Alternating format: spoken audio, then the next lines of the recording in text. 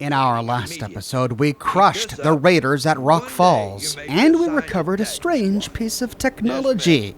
A metal mechanical arm that came from out west. What could this mean? After the successful mission, we return to Bunker Alpha. We find a mechanic standing off to the left. Yep, it's burning oil all right, he says. I'm gonna need a lot of duct tape, he says. Then when we talk with him... Hey, the name's Smith the mechanic, not Elder Smith, not Paladin Smith, not Initiate Smith, just Smith. No, what can I do for you? He acts as a merchant. On his inventory, we find the Zen of the Art of Piloting skill book. He also has a toolkit for sale. Then moving towards the Recruits Master, we can see if anything has changed here. We still find Tiduk and his sister Shari standing here, and just south of them, we find a familiar face. It's Nanook. Brotherhood Shaman is bad as Daisy. He give Nanook invasive swab test that really hurt. Nanook no take Brotherhood Shaman's pills to get rid of rash. No trust man who cause Nanook great pain. I will dip little tribal in oil and chase away the evil spirits with fire. Oh no, poor Nanook. This was the tribal we found imprisoned by Daisy back at Rock Falls. Daisy who violated this poor guy. Looks like his solution is to set himself on fire. Well, I'm sure his little tribal will love that.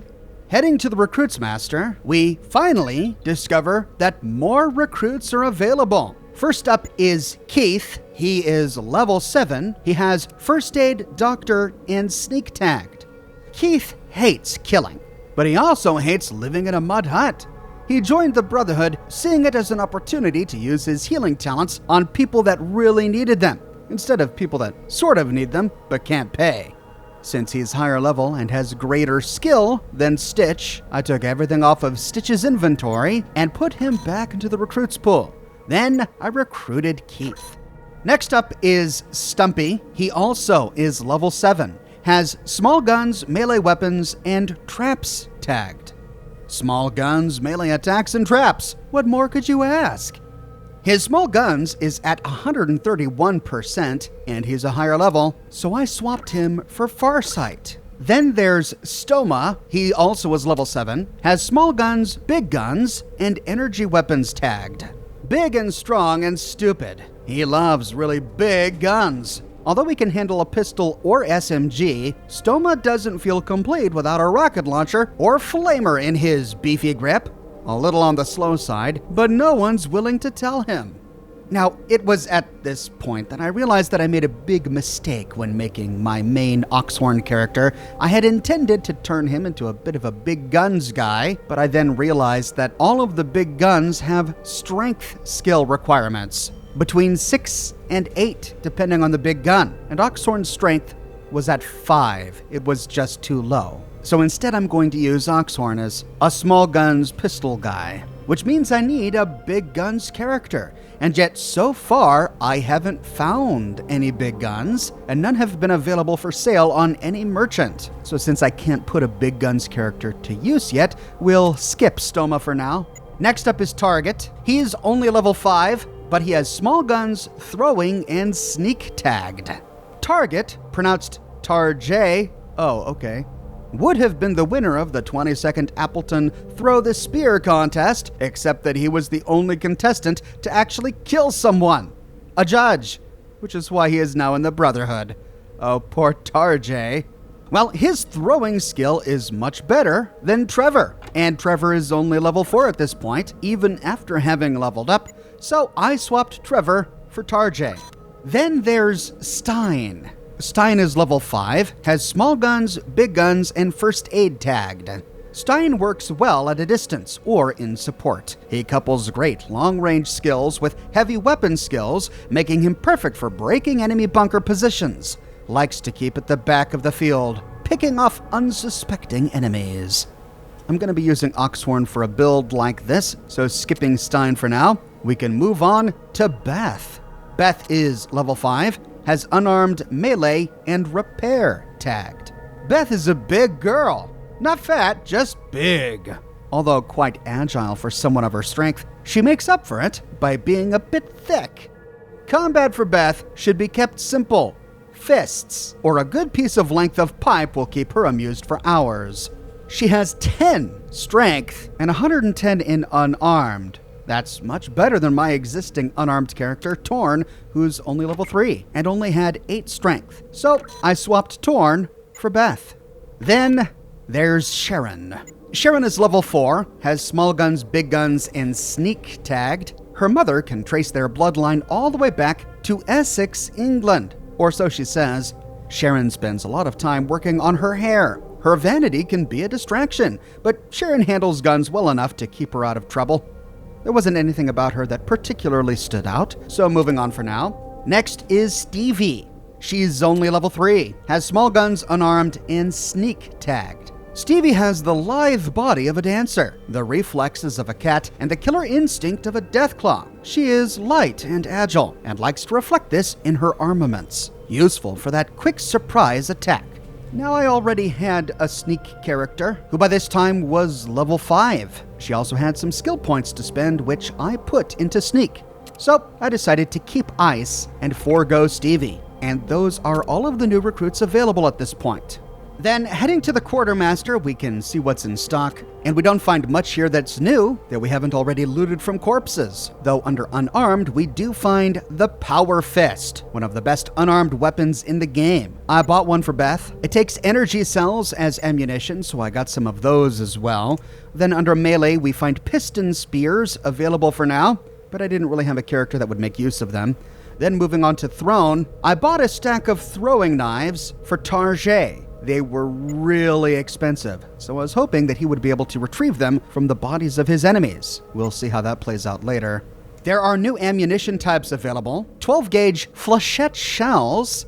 I really want to test them out, but I didn't buy any to test because they were really expensive, and he only had 80 of them in stock. He now sells 44 Magnum balls, making my revolver practical for once. I fully stocked up on these. And finally, he sells an upgraded suit of armor, Leather Armor Mark II, but he only has 2 suits. Now, the squad mates we recruited towards the beginning of the game each came with their own light armor, but new squad mates come naked. We either have to recycle the armor we were using on the recruits that they replaced or buy them new armor. I bought the 2 new pieces we find here, and I gave one to Oxhorn and the other to Beth.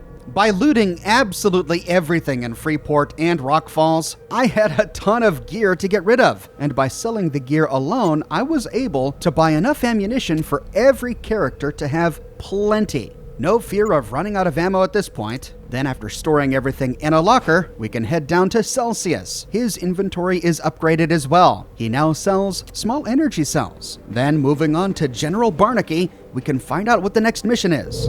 Our work in this region is complete, warrior.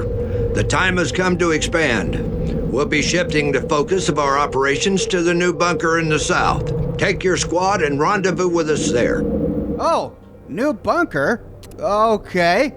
Guess I'd better head on out. But I don't want to leave anything behind, so heading back to that locker, we can take what we had stored and head out to find this next bunker. With your initiation now over, the Brotherhood reveals to you their highest objective.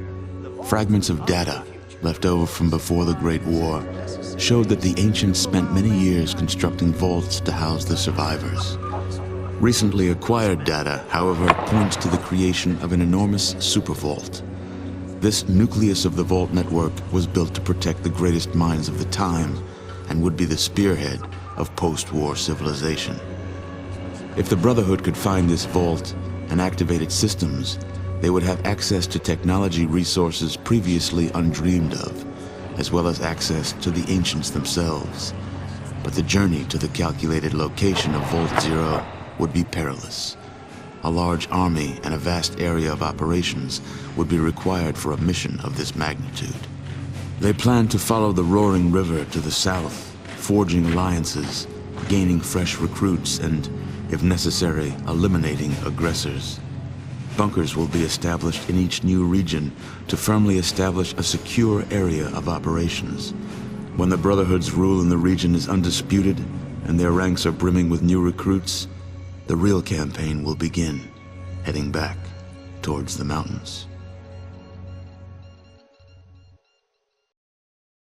Interesting. We get the impression from this debrief that the Brotherhood is just now realizing that pre-war America had built a series of underground vaults. But we were led to believe at the beginning that the Brotherhood here in the Midwest thinks that they themselves emerged from one of these vaults.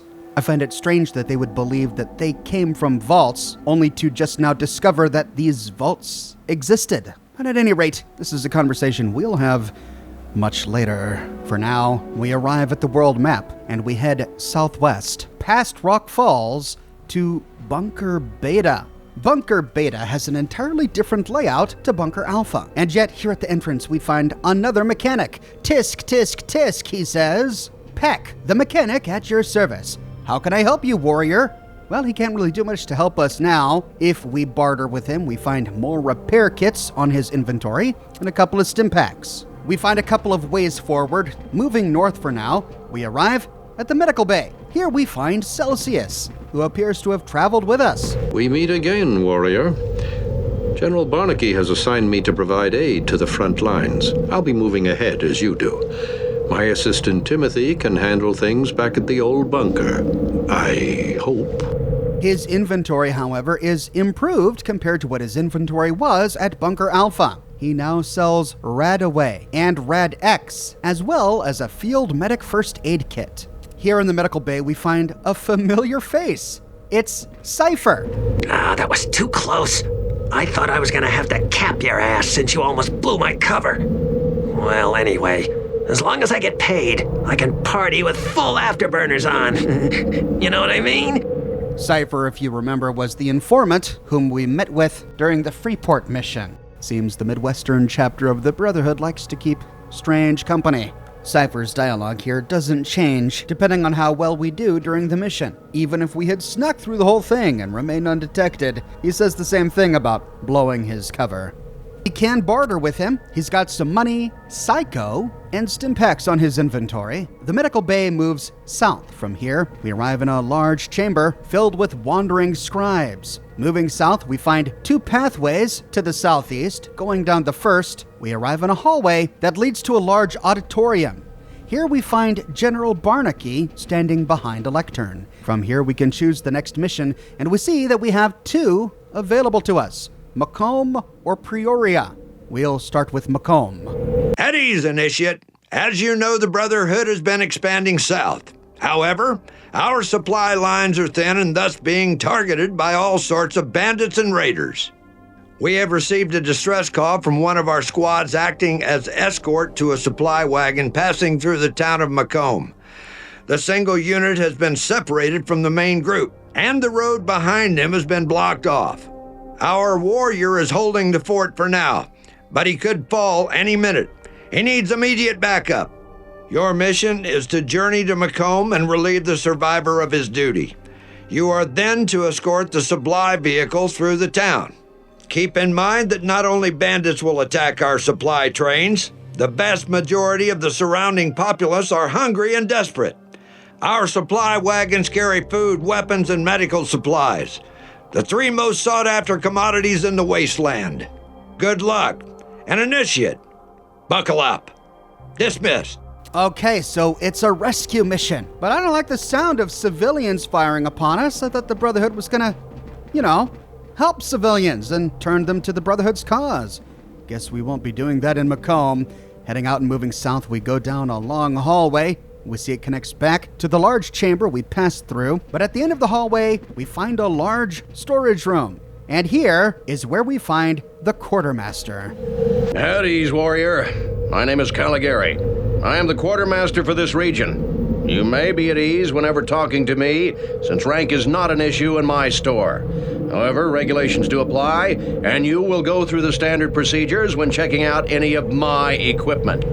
It's a new face, but Caligari here has the exact same inventory as the Quartermaster at Bunker Alpha.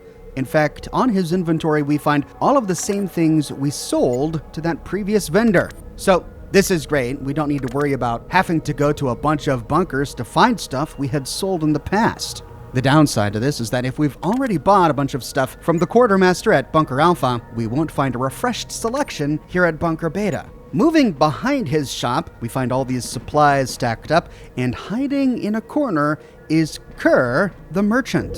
Hello, my child. I am Kerr, a humble merchant who travels the wastelands in search of objects and oddities that the Brotherhood could use. Come and have a look at my wares. Who knows, maybe I'll have something you might find useful. Ooh, I like the sound of that, but at the moment, he doesn't have anything that we find particularly useful. He sells an assortment of chems, however. Maybe he'll have a greater role to play later. Moving out of supply, we arrive at the Brotherhood barracks. There is a locker room to the south where we can store some goods, and moving north, passing all of these bunks, we arrive back at the Recruits Master. It's the same guy, with the same introductory greeting as the guy from Bunker Alpha, and he has the exact same recruits pool, so no new members to recruit. With that, we've explored Bunker Beta. Now it's time to head on over to Macomb. From the world map, we find Macomb almost directly due south of Bunker Beta. Upon arrival, we can take a look at the Brotherhood's reconnaissance on our map. This is the city of Macomb. We arrive at the green circle to the north. This is the site of the supply vehicle. Scattered around the map are a number of gray circles. Barricades have been erected at these positions, the map reads. Then we find one larger gray circle towards the southern middle of the map. Scouts report that the library may still hold pre-war knowledge. Ooh, looks like we're gonna make a stop at the library. And then just due south of this, in the red circle, we find our destination. The safe zone for the vehicle is here. This is where we have to pilot the vehicle. Closing our Pip-Boy, we find the Brotherhood pilot in need of help directly south of us. And it's a familiar face. It's Christian. It's about damn time some backup showed up. All right, the original escort squad is pushing up mutated daisies. Everyone in this forsaken town wants what's in these supply vehicles. It's not a pretty situation here. Every 20 feet is another roadblock that has to be cleared. These people are vile and little more than animals, so shoot first and watch your back. The keys are in it. Good luck, and I'll see you back at the base. With that, Christian turns around and goes back the way we came in. If we follow him, we see that he goes down an alleyway. But if we try to go down that alleyway ourselves, we discover that it's blocked to us. We can't get very far. So, heading to the Hummer, we see that with the whole party selected, if we left-click on it, our main character will enter the Hummer. I'm sure you'd like to see my first attempt at driving this thing. Our pilot skill is what directly contributes to our ability to handle this unwieldy vehicle. And already, right out the gate, I ran over a few of my party. I tried driving into this garage, only to run over even more. Then backing out and trying to turn around, I went the wrong direction. Then I backed over members of my squad and crippled a limb or two. And as I tried to go down the road, I came under fire from raiders. And then I just sort of drove around in circles. Now, we can fire at these raiders from within the safety of the Hummer, but the raiders can hit the Hummer, and the Hummer will take damage we then have to repair with the toolkits that we can buy from the mechanics. And I didn't really want this Hummer to take any damage. So, this isn't gonna work. If there are raiders on the rooftops taking pot shots at the Hummer going down the street, I think I should probably clear them first. So that's what I decided to do. Reloading a save, I grabbed my squad and started to explore to the north. We find a garage here that's empty, then out a side door we can explore this pre-war gas station. But it was also empty. Here we find a ladder leading to the roof. I thought I could sneak up here and pick off the raiders on the nearby rooftops from atop the roof, but we can't access the other rooftops from here. We're stuck. So, heading back down, I sent my squad into that garage, and inside we discover that this was a bit of a storage room. Lots of cardboard boxes all over the place. Here we do find one bookshelf that we can loot. Inside is a toolkit, which we can use to repair the Hummer if it takes too much damage. And under my control, that's pretty likely. With snipers on the roofs, I decided to take Ice, my high stealth character, and sneak into a nearby building. I forgot that she was set to aggressive, so as soon as she entered, she opened fire.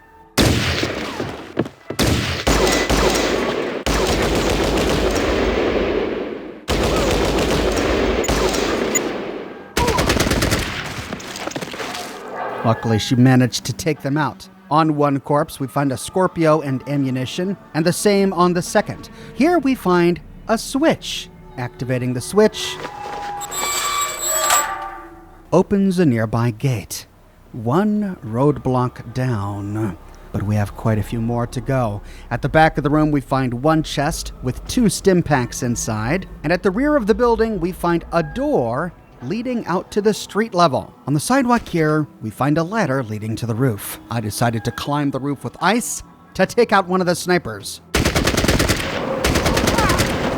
On his body is a switchblade, AK-47, and ammunition. There are a few more snipers on the adjoining roofs, but I didn't think I could reach them from here. So heading back down, and through the building with the switch, we can move back to the garage to rejoin our squad. Instead of going through the gate, I wanted to see if we could find a way to the alleyways deeper into the city where we find more snipers, hoping that we could then find a ladder to the rooftops to get rid of them before we take our Hummer through.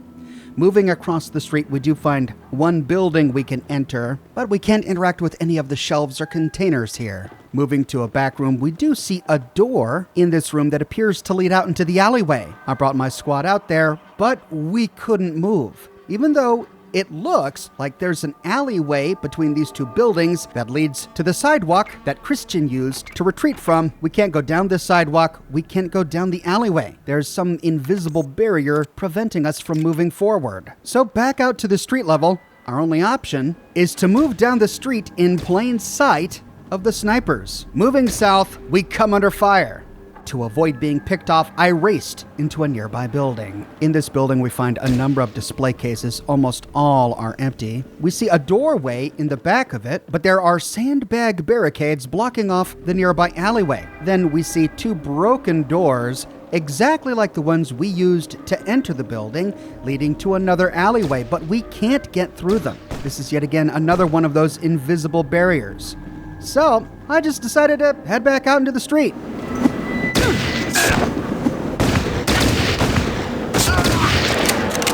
Well, we got that sniper on the roof, but can't loot his body just yet. Tarjay used up all of his throwing knives in this exchange, and they were really expensive, so I was hoping I could loot them off one of the bodies. If we can actually get to it, we'll have to find a way up there later. I was really frustrated that I couldn't pass through what appears to be an obvious open doorway. I kept trying it, but with no luck. So, back out to the street, we can go through the gate, and from the gate, we can pick off more snipers.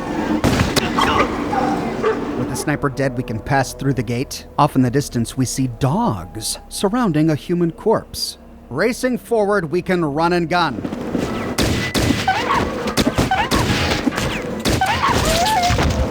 Moving forward to loot the body of a civilian. On the corpse, we find chems, buff out, psycho, some of that afterburner gum, and 3 stim packs. Then, we come under fire from 3 snipers on a nearby rooftop.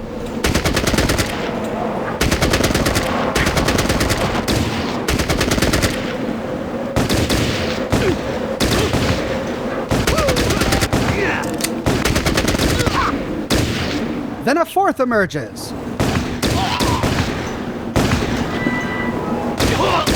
And then we get attacked from the other side of the street.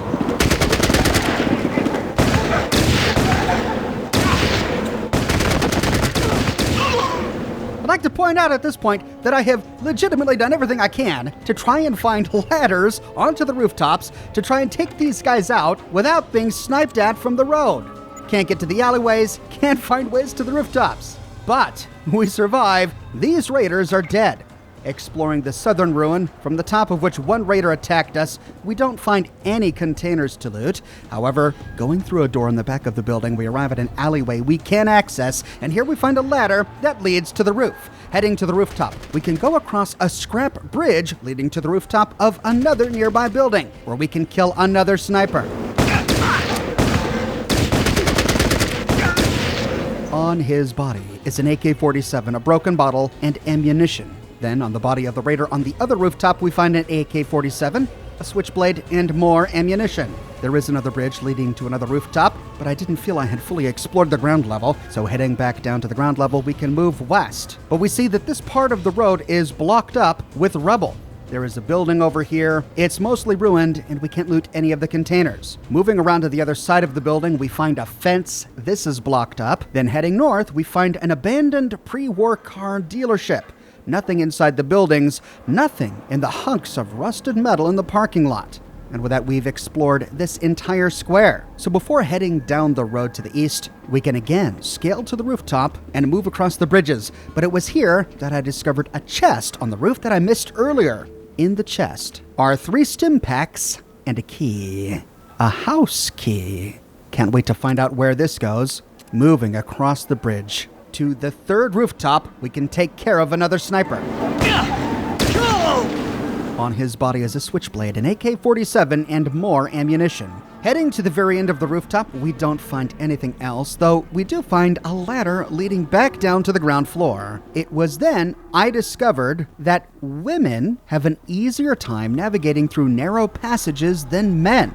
There are some pathways we simply can't explore with a male sprite, but female sprites can slip through easily. And that was the case here. Using Beth and Ice, I managed to explore north down an alleyway here, but there's nothing down here. Taking them out to the main street, we can explore some of the ruins we just crawled across. But exploring each of these buildings on this side of the road, we don't find any containers. Nothing to loot. So bringing the women to the building on top of which the rest of our squad is waiting, we see an enemy crouching down by a barrel on fire.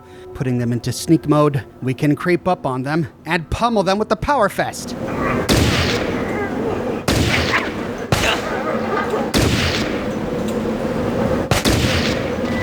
Well, I mean, that's what I wanted to do, but Ice just decided to take him out with the gun. I'm not sure why Beth decided not to attack. She was, after all, set to aggressive. Anyway, on his body was a Beretta, a switchblade, and ammunition. Now, this enemy we just killed actually has a larger role to play, but I missed it because we snuck up and killed him. If instead of sneaking up on him, we stumbled upon him while walking down the road, he shouts out to us. "If you give me some food, I'll tell you where the gate key is," he says. But before we have time to react, he says, "It's in a chest on the roof. Now hand it over." I tried to give this guy food. I opened up my inventory and dropped out a happy pie. But despite this, he says, "You fought the rest. Now it's time for the best." And he attacks. So the encounter doesn't really change all that much. Just a little bit of dialogue. The key we found on the roof opens up the door to a small little shack, within which we find a switch that opens the next gate. But there are still a couple of buildings on the opposite side of the road we have yet to explore. Moving Ice north, while stealthed, we can explore a bit. We discover the ruins of Rama, a pre-war bowling alley. We see movement inside, quite a few enemies. I tried to stealth inside, but they saw through my stealth. So, racing back to the squad, we can lure them into an ambush. Yeah! What was that?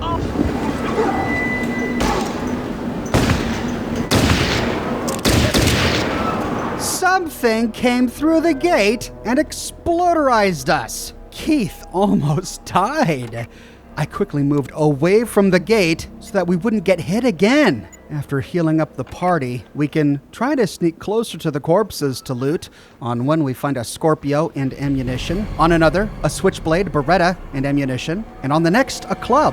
Moving away from the gate again, we can bring our squad into the Bolorama, but it's empty. We lured everybody out. Inside the Bolorama, we find one ice chest to loot, and inside we find 2 dynamite. This dynamite is important to keep, as it's going to make our job a lot easier later. We see a break in a wall leading to an alley, but not even the women could walk very far down here. So heading back out, we can explore these final 2 buildings before we go through the gate. We can peer through the windows inside this building. Doesn't seem to be much in here. But near to it, we find a ladder leading to the rooftops of one of the other buildings we walked past earlier. Perhaps we can use this to loot some of the dead. Putting Ice in stealth and having her climb the ladder, she can walk across the rooftop, and sure enough, we've already killed the raiders up here. So, bringing the squad up, we can move south. This is a dead end, but it gives us a good view of what's to come. Looks like the road is going to move west in a minute. Then, moving across the bridge, we can loot the corpse. This was the guy Tarjay threw all of his throwing knives into earlier. But when we loot the body, we don't find any throwing knives that we can pick back up. Instead, all we find is a switchblade, hunting rifle, stim pack, and ammunition. So throwing weapons are not recoverable, and yet they're really expensive. This alters my strategy henceforth. I'll give Tarjay a secondary weapon that uses cheaper ammunition, and then simply hoard as many thrown explosives as I can find. Hopefully, these raiders will be carrying some. The guy on the opposite side had a shotgun and shotgun shells. Interesting choice of weapons for a sniper.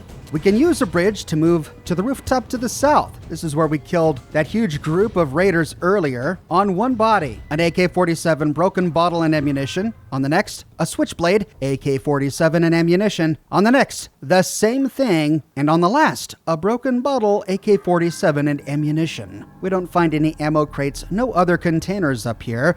So retracing our steps and going back down the ladder, we can move back to the road. Now before we head down the road where we got fired at by, what was it, artillery? Something huge. We see one building with a barrel on fire outside the door, but not even the women could find a way to sneak over there. I wanted to see exactly what I was dealing with, so putting ice in stealth, I crept through the gate to see if I could find artillery, a cannon, whatever could explain that huge explosion. But there was nothing. There doesn't even appear to be anything behind these sandbag barricades. That is, until...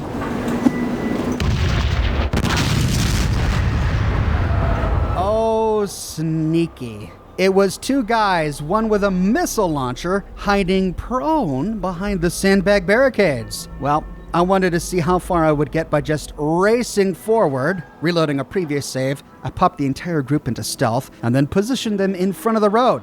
My idea was to pop out of stealth, surprise them all, and kill them before they could fire a missile. But after popping out of stealth, no one attacked. So I crept closer.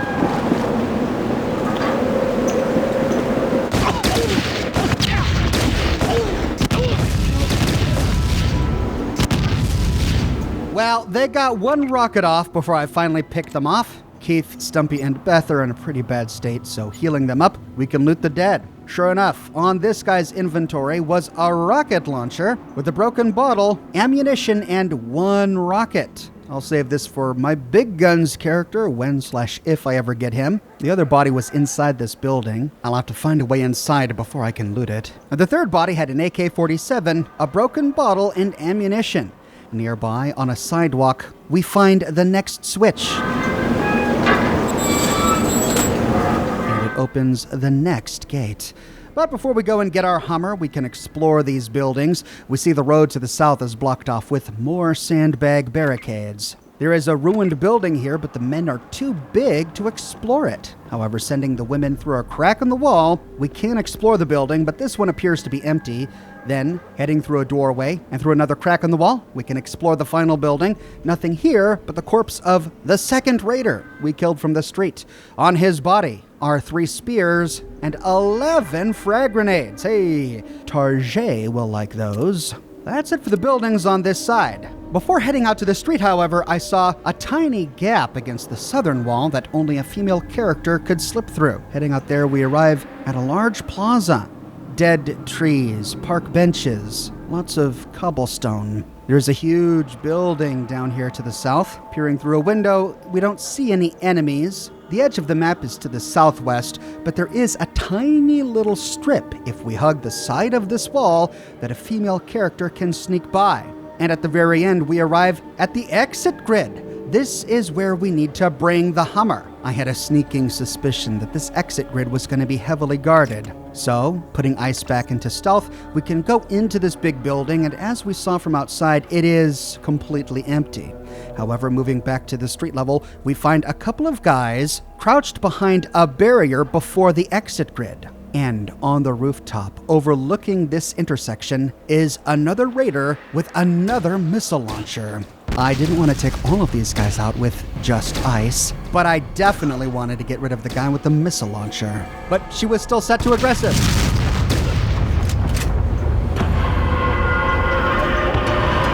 I tried again, this time with Beth. I wanted to sneak up behind him and pummel him to death, but her stealth wasn't good enough. raider killed himself with his own rocket launcher, I guess because it detonated too close to him, but Beth got blinded in the process, and I didn't want to deal with her blinded the entire time, so reloading yet another save, we can try again with Beth, this time with a shotgun. Then, ignoring the body for now, we can turn around, race down the ladder, and back through the alleyway where we know those raider men can't follow us. And Beth barely took a scratch. Missile launcher guy dead, just a few raiders left. Taking Beth all the way back to the squad, we can explore this road. The gate is to the north of us, but we do see a sidewalk here to the right that appears to go south down the road a bit. Following it for a while, we explore one ruin, but it's completely empty. Then, at the end of this pathway, we find the Municipal Library. Heading inside, we find one non-hostile civilian. Stay back! I can defend myself! Don't you bottom-feeding bonehead bandits get it? I don't have anything you want! All I had were my glasses, and you bastards made me drop them when you chased me. Leave me alone, I can't see. Well, after such a tongue lashing, we might be tempted to kill him. But if we restrain ourselves and instead talk to him again... I'm sorry for yelling, but I've been having a lot of trouble lately. Please allow me to introduce myself. My name is Philip, and this is my humble abode. Macomb might not be much, but it's my home. I spend my time collecting books and even educating some of Macomb's less hostile inhabitants. Unfortunately, 2 weeks ago, a group of cretins attacked me while I was foraging for books. I escaped without harm, but I lost my glasses during the chase. If you can find them, I would be most grateful. All right. Philip here gives us a quest. We need to find his glasses. Now, we can't barter with him, and on his inventory, we do find a skill book. However, it's important that we don't buy this from him, and I'll explain why in a bit.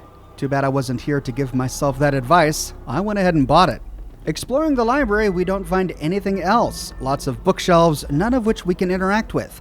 There is a staircase here, but it's blocked in with sandbag barricades. We can't go to the rooftop. Back to the sidewalk. The path south is blocked with a wall, so our only path forward is to go back to the road and head through the gate that we opened. Immediately to the left, we see another ruin. Looks like we can head inside through a broken corner, and if we do...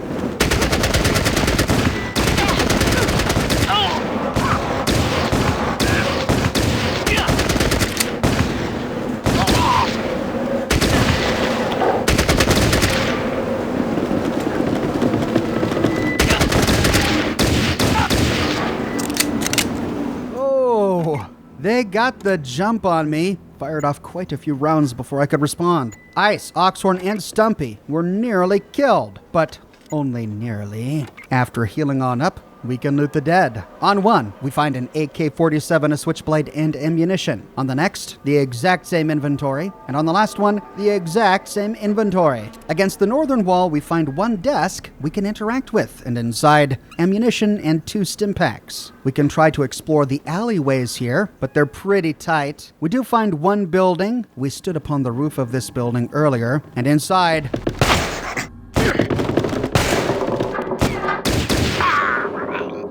a hostile civilian. So this is what Philip must have been referring to. Some of the civilians in this town are just hostile to everyone. We had to kill them. We find an ice chest we can interact with. Inside, a repair kit, 20 Molotov cocktails. All right. 6 bottles of beer and 15 rocks. Then, moving behind the counter to loot the civilian, we find a Beretta, stim packs, rocks, and armor-piercing 9mm rounds. This civilian meant business. But that's it for this building. So heading out, we can move back to the road. We see sandbag barricades and ruined cars to the south, but this lot is completely empty. Although getting close, we see the interior of a nearby building that appears to have some sort of radioactive swimming pool inside, but we don't find a door on this end.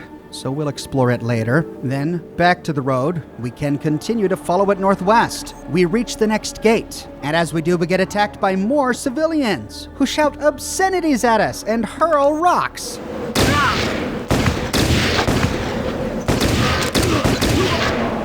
We killed 1 on the ground level and 2 who were on the nearby rooftop. We'll have to find a way to loot those civilian bodies later. On the body of the civilian on the ground, we find more afterburner gum and 16 darts. There's no way to enter this apartment complex here, nor do we find a ladder that leads us to the rooftop. However, if we look north, we find the next switch on a balcony on the 2nd floor of this building. But then we get attacked by more civilians from the nearby rooftop. And as we position ourselves for a better shot, we get attacked by raiders from inside this next building.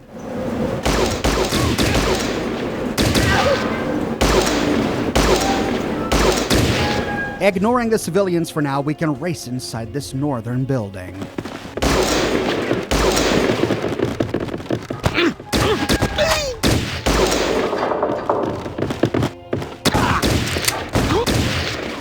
On the body of 1, we find a Scorpio and ammunition. On the next, the same inventory. And on the last, the same inventory.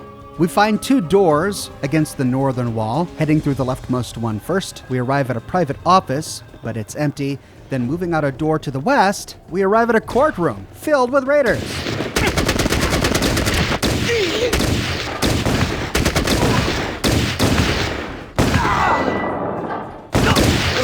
On the body of 1, an AK-47, broken bottle, and ammunition. On the next one, the exact same inventory, and on the last one, the exact same inventory. Opening the last door, we again arrive back at the courthouse lobby. Taking the staircase upstairs, we get shot at from raiders through a window across the street. So moving deeper into the building, we can avoid their fire for now. We see the balcony to the south and the switch. Moving out to the balcony, we again get attacked by more civilians.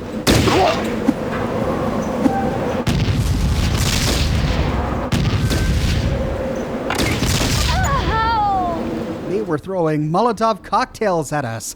They meant business, but Stumpy took him out with a hunting rifle. At last, we can flip the next switch. And the gate opens. Heading downstairs, we know what to expect on the other side of this gate. So healing on up, we can run and gun.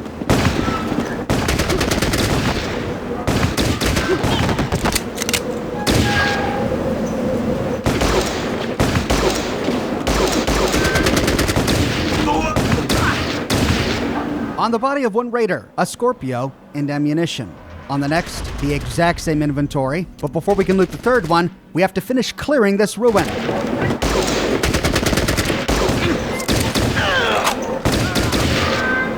With raiders dead, we can loot the 3rd corpse. We find an AK-47, switchblade, and ammunition, and then loot these new corpses. We find a Scorpio and ammunition, and an AK-47, switchblade, and ammunition. This huge mess of a ruin is tricky to navigate, but we don't find anything interesting inside anyway. So back to the road, we can follow it north. We find a nook to the left, and here we see that one building that had those big open doors that I thought surely we could get through. Well, we still can't get through them, but hey, at least we're finally to the other side of it. Moving north, we find ruined cars and crates and boxes piled up everywhere. Not much we can loot, though. Continuing to explore to the west, we find a couple of shops. This one was washer and dryer sales, but it's empty, as is the shop next to it. And everything else was blocked off to us. So back to the road, and following it south, we find 2 paths before us. We can continue to the south or explore to the west. It's here we find that the road is mined. Thankfully, Stumpy has high trap skill, so sending him in, he disarms one, then disarms the other, all without dying. Before we go south, we can explore the western road, but there's not much here. We find the ruins of 2 fuel train cars, and the ruins of a building that was apparently under construction when the bombs dropped. So back to the road, we can continue south, and Stumpy finds more traps. However, as I begin to disarm them, we come under fire from raiders from the nearby rooftops. They were really too far away to do any damage. They kept on missing. When I fired back, I kept on missing. But they were interrupting Stumpy trying to defuse these mines. So I had to keep positioning him and repositioning him to a point where he could loot the mines uninterrupted. But the raiders just wouldn't let up. So moving north, we can clear this ruin to find shelter.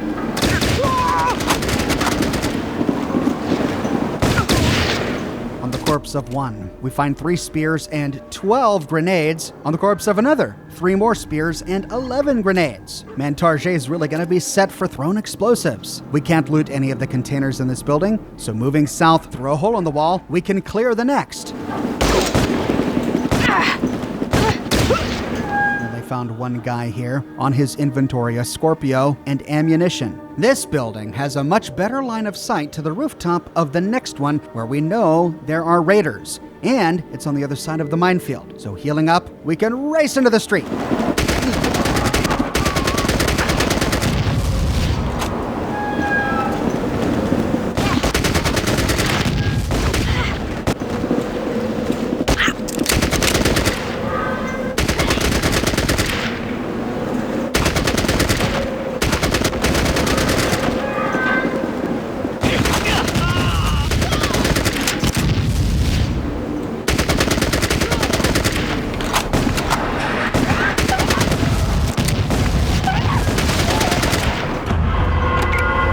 Goodness, they just came at us from all sides. Well, we can't loot the bodies of the raiders on the rooftops until we find a way up there just yet. I wanted to make sure the path was clear, so heading south, we can explore a small courtyard. There is one building here with 2 rooms, but it's empty. So heading out and back to the street, we pass a vacant lot, nothing inside. And so back to the road, we can follow it north to clear this apartment complex. One guy in this room.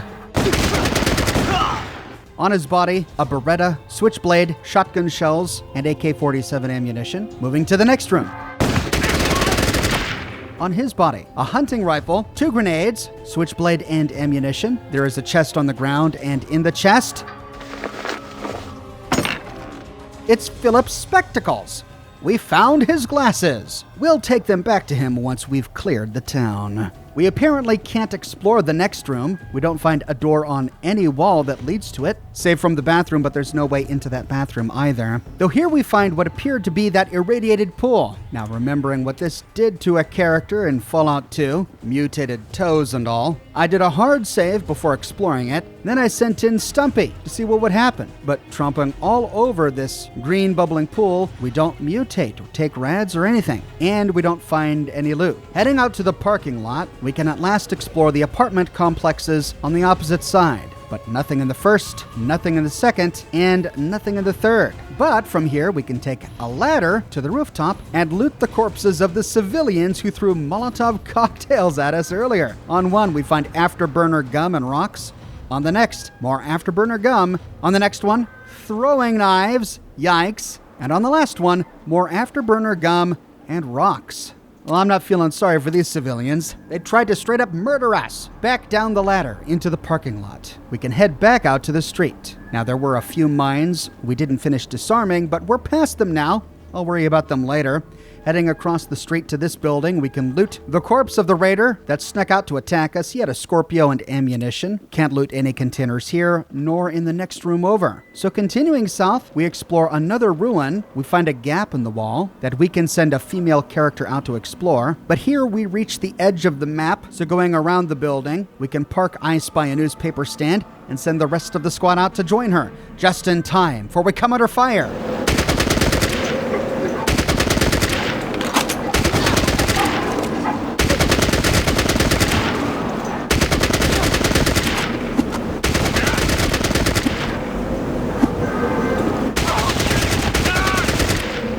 More hostile civilians. Jeez. Moving down, we can loot the civilians. On one, we find throwing knives. On the next, rocks and afterburner gum. On the next, Molotov cocktails. And on the last, more rocks and more afterburner gum. Then, into the nearby ruin, we can loot another civilian, more rocks, more afterburner gum, and moving the squad in, we can explore this ruin. Most of this building is completely demolished. We find one hallway that we can travel down to explore a small room, but it's empty. Then taking the staircase up to the second floor, which was a bit tricky. We can explore the top floor, but it's also completely ruined, and there's nothing here. So back down to the ground floor, we can pass through a break in the wall to explore this utter devastation. Almost looks like a bomb landed right here. We find an impact crater and tons of rubble. But that's it. So, back to the road. We can cross the street to explore this ruin. We find a staircase here, and as I tried to climb the stairs, the weird pathing in this game sent two of my characters out into the street. They straight up walked through the gate to the south and killed attacking civilians. And made quick work of them. Moving back into the building, I decided to take Oxhorn upstairs alone just to see if it was worth my time. The top floor was empty, but here we did find a scrap bridge leading to nearby rooftops. Hey, now we can loot the corpses of the dead. So, moving the whole squad upstairs, one at a time in single file, very carefully, we finally get everybody up here. Then, crossing the bridge, we can move from rooftop to rooftop. Here we find the raiders we killed while traversing the minefield. On one body, an AK-47 switchblade and ammunition. On the next body, the exact same inventory. On the third, the exact same inventory. And on the fourth, the exact same inventory. With the rooftops clear, we can return across the scrap bridges, have a very difficult time going down these awful stairs. But at last, when on the ground floor, we can head through the ruin to the other side of the gate where we see the switch. But as soon as we get there,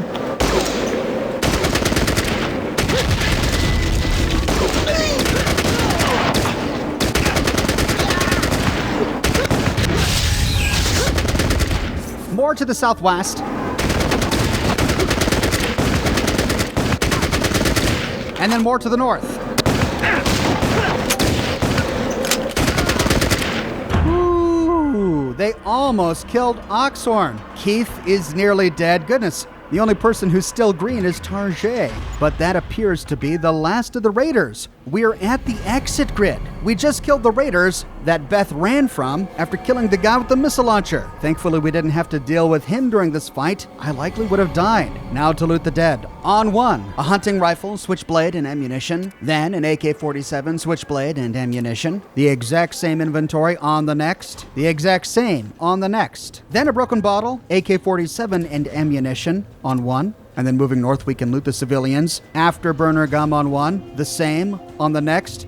Ooh, and this poor woman has been blasted in half. She was carrying a broken bottle, dynamite, and afterburner gum. We find a park-in playground here, but there's nothing inside. Then down to the roadblock, we can follow the road north. Sure enough, there's the library. This was the blocked-off road that we couldn't explore, so we sent Beth and Ice down to explore. Well, we know there's the body of the guy with the missile launcher on this balcony, so sending Ice up, she can finally loot this guy.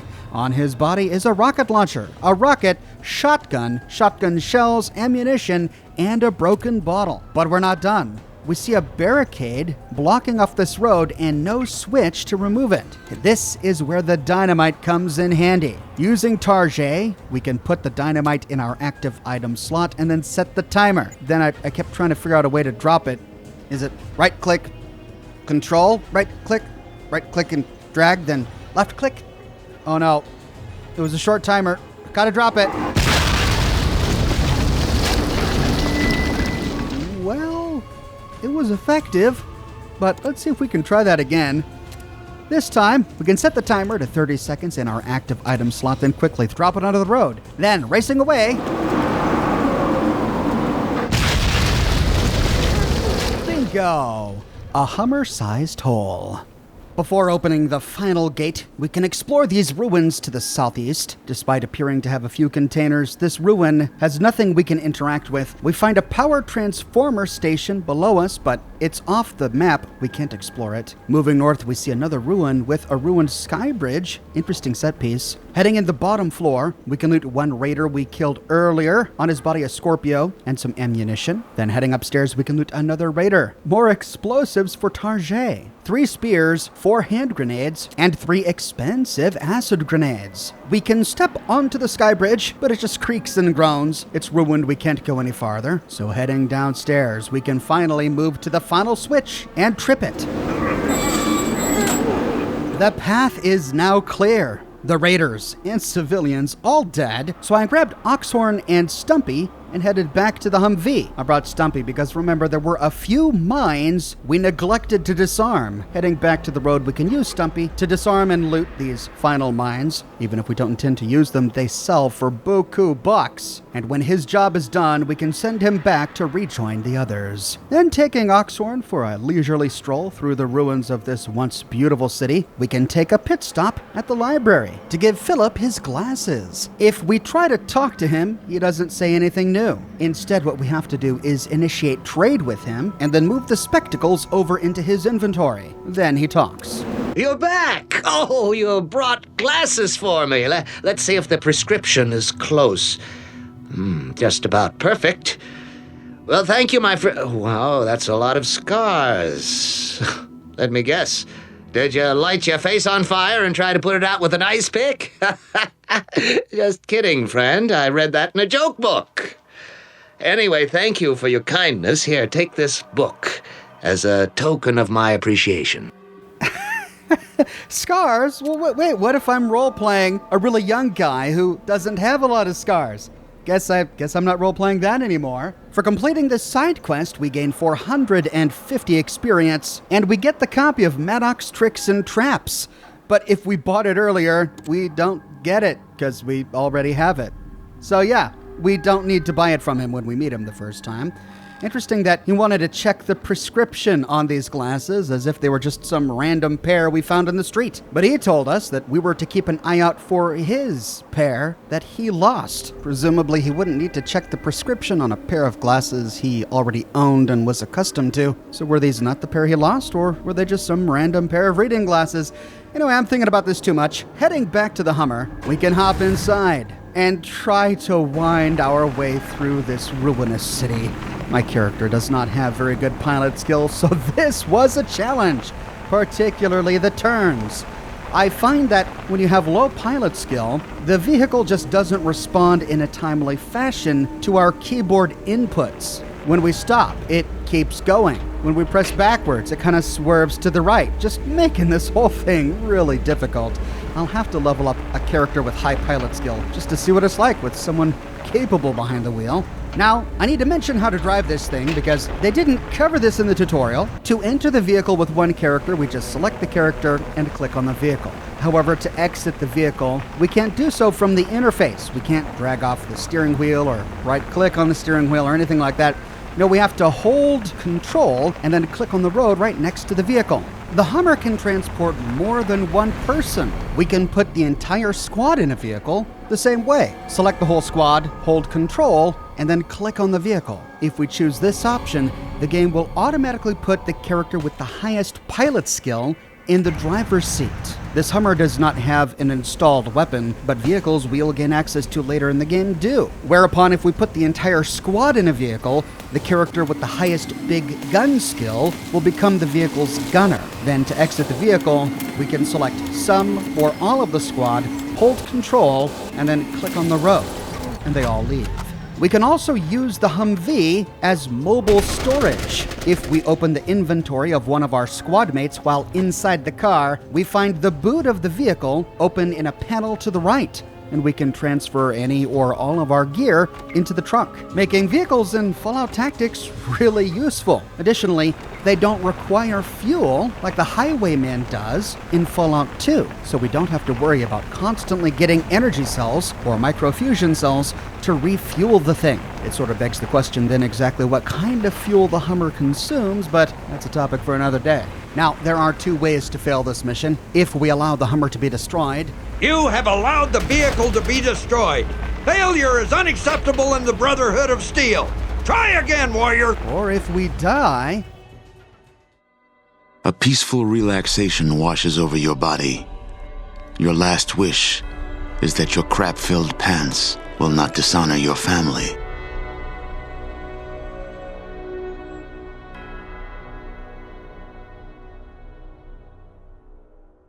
But if we succeed, when we finally cross the ruins of the barricade and enter the exit grid, we can move our squad inside as well.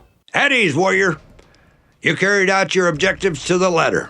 I have received word that our supply vehicle has reached our expansion base, which is now thriving. This will be the last time our supply vehicles are hindered. As we speak, there are 3 extermination squads being dispatched to Macomb to remove the assorted riffraff. Those who aren't killed will pay back the Brotherhood's generosity by serving in labor camps. Your vigilance and your perseverance has not gone unnoticed. Fine job, warrior.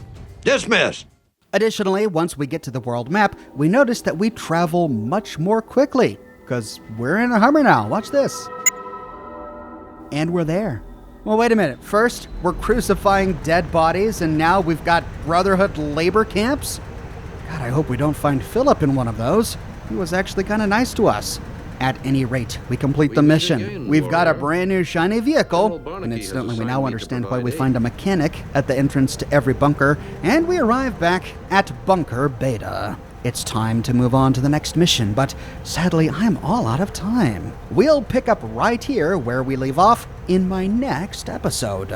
I publish new Fallout content each and every week on my channel, so if you don't want to miss the next episode, be sure to subscribe and to click that bell notification button. If you have already, but you still feel like you're missing out on YouTube notifications, consider following me on Twitter at Oxhorn. I update Twitter manually with every new piece of content that I publish. I've got a shirt shop with completely unique designs that you can't find anywhere else. My designs come on shirts in a variety of men's, women's, and children's sizes, and in a wide array of colors. You can find them on other products as well, like smartphone cases, pillows, posters, mugs, stickers, prints, etc. So if interested, you can find a link to my shop in the description below, or you can click here. If you like what I do and you want to support me in a more personal way, consider becoming a patron on Patreon or a member here on YouTube. YouTube members and patrons on Patreon are becoming increasingly important as YouTube continues to make platform changes that make the future of YouTube monetization uncertain.